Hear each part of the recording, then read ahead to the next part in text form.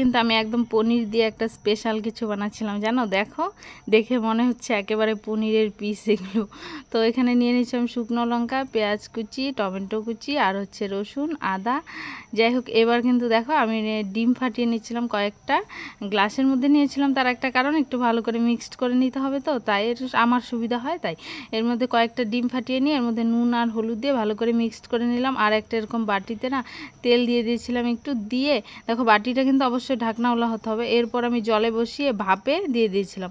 তখন ভাপে ডিমটা দেখো কি সুন্দর সেদ্ধ হয়ে গেছিলো। আর এই যে এরকম ছোট ছোট করে পিস করে নিয়েছিলাম। পিসগুলো দেখে মনে হচ্ছে না পুরো পনিরের পিস। এবার আমি এটাকে গরম তেলে নুন আর হলুদ দিয়ে একটু ভেজে নেব, হালকা করে ভাজবো, খুব বেশি না। দেখো ভাজাটাও কিন্তু হয়ে গেছিলো। ভাজাটা নামিয়ে নেবে, এরপরে ফোড়নে আমি দিয়ে দিয়েছিলাম গোটা গরম মশলা, গোটা জিরে, টমেটো কুচি আর হচ্ছে বেটে রাখা মশলাগুলি, যেমন জিরে বাটা, আদা বাটা, লঙ্কা বাটা, পেঁয়াজ বাটা, রসুন বাটা, ধনে গুঁড়ো, এসব কিছু দিয়ে একটু ভালো করে কষিয়ে নিয়েছিলাম।